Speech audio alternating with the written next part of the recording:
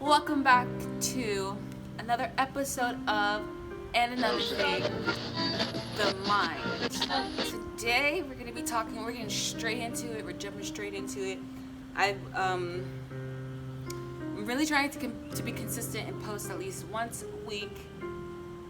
Not every single week is gonna be an episode of And Another Thing, but today I have done some research and I wanted to do a little segment on our series of the mind. So this is the mind part 2, the conscious mind and your subconscious mind. So I want to get, before I start talking, I wrote down some notes.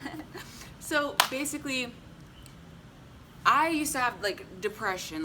The first time I realized I was depressed, I was 11 years old. When I was 11, I realized I was different from everyone else. I was the only black girl at a all white school.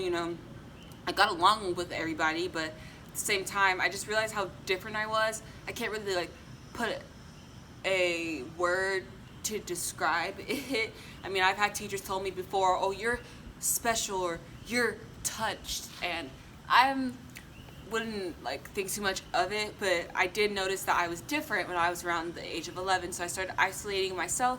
I started to walk around the fields. I used to walk in the fields by myself instead of play with the kids at recess. And I had one best friend. He was a guy, and yeah. And so even all throughout school, my high school years, I was always very reserved. I got along with everyone. I was friends with a lot of people, but I also wasn't. I definitely had a small friend group. One friend that I still talk to this day that I met in the 6th grade, and him and I just continued to be friends. He's the only person that I really talk to this day. So, well, he is not the only person I really talk to this day. I mean, I do have friends, but anyways, that's besides the point. I don't even know why. I really don't have friends, but I do. It doesn't matter. Long story short, I'm just saying that I noticed at the age of 11 that I was different. I was sad. I was crying a lot. Obviously I had my reasons for being depressed, but when I was around the age of, there's literally an ant crawling on my phone right now. I swear to God, I could crawl across the camera. I swear to God. So I don't know if you're one of these people, but I'm an empath. I'm a very empathetic person, and I noticed this at a young age, and I didn't even know what the word was. I would notice that I used to watch shows or something, and my whole life would be over after I would watch the show. Or if a character died or something, I was crying I fucking knew that person, or just something of the sort. And so I was obsessed with skins, and I became I identified a lot with one of the main characters, Effie. And if you watch that show, everybody wanted to low-key be Effie, which I don't understand why. Well, I understand why. She was that bitch. She was the baddest bitch. Everybody wanted to be her, and everybody hated her at the same time. And she knew that shit too, and she rocked it. But at the same time, she was depressed as shit, and she tried to kill herself, and it was just a lot of craziness. So I guess I identify with her with the fact that she was very pretty and she was popular and she was the shit, but she disassociated herself from everybody else. She only really hooked up with people, and I was a very promiscuous girl as well. So I basically identified with her, and that's when I questioned am I depressed? So I started looking up a bunch of I was around 15, 16 at this time. So I started looking up a bunch of questions about depression, definitions of depression. Yeah, so when I was damn, y'all, I saw this one meme. I'm gonna input it now. About black people. Whoever made this meme, why did you have to come from us like that? Damn. But anyways, so yes, when I got to the age of 16, 15, I was about 15, I was looking up stuff about depression, and I basically diagnosed myself with depression. And so I started to do things that other people with depression that I would do. I thought it would be a good idea to try to cut myself, and I did that. I did it 3 times. I know it's never one of those people who like actually liked it, because I realized how stupid it was. I was like, this doesn't feel better than the actual pain I'm going through. Like, I understand, like, the purpose of people who cut themselves was to not feel the pain of the mental pain. And I'm just like, okay, but it just made it worse. I just thought it was stupid after I did that. And so not only was I going through whatever I was going through, but I also thought I was dumb, and then I was bleeding. So it didn't really help me personally. I just thought it was dumb. So I stopped doing that. But I still thought I was depressed. I told my mom about it, and, you know, if you're a black, like, person, black family, you should know, like, just really, like, it ain't going down like that. So pretty much I ended up going to mental hospital when I was 17. That's like a whole story time for another time, because I cannot get into that right now. But what I ended up learning was, after I got out of the mental hospital, was that no one was going to save me except for me. Only person who was going to be able to help me was myself. I have to want change in order for it to happen. Going to some institution and people, the only thing that they did there was pretty much suggest that I take drugs to seduce myself, like, you know. And I was like, nah. So this is now, I'm like 18, and I'm like thinking to myself, okay, I'm not as crazy as I thought, because I had a lot of crazy stuff happening in the mental hospital. This is a story for another time. So I started questioning my mind, and I started asking a lot of questions about the mind, and I started doing a lot of research.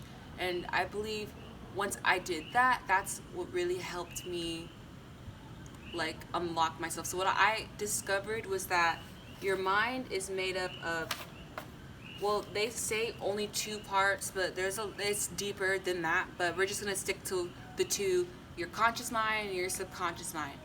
And your conscious mind is about 0.5 to 5% of your mind, whereas your subconscious mind is about 95 to 99.5. The conscious mind is based off of logic, analysis, rationality.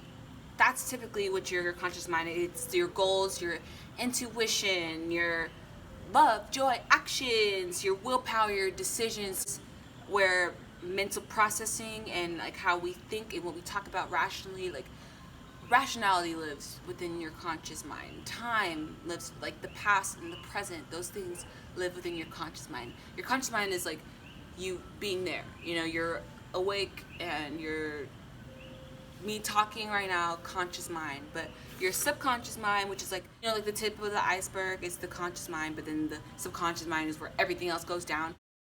Yeah, that's pretty much true. Your subconscious mind is where everything is pretty much controlled. Like, it records everything, it controls every single system in the body. It's an intelligent field that created the body from a single fertilized cell.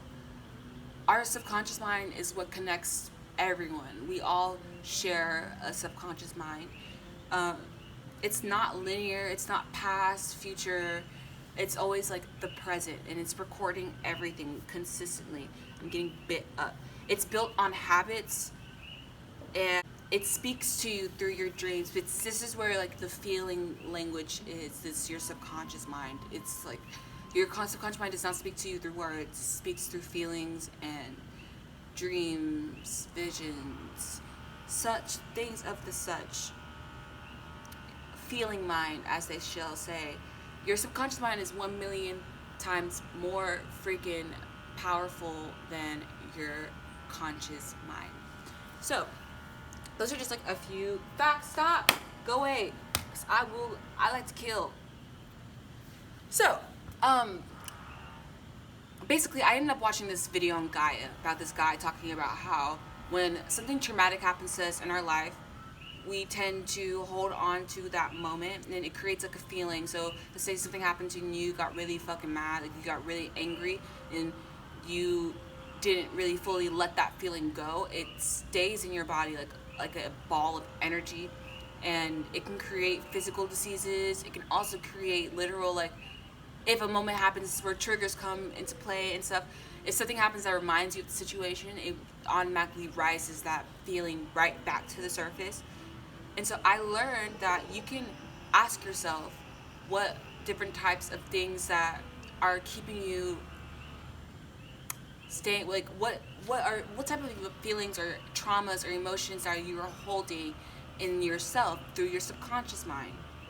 And you can do this in many different ways, and how to release that as well. And so this, like I said, this is a series. Obviously there's a lot more that will go into this, and I will furthermore like go into detail about how you can unlock your subconscious mind, because you can actually reprogram your subconscious mind to create the life that you want, because that's pretty much where manifestation comes, and a lot of things play into that type of role in that aspect.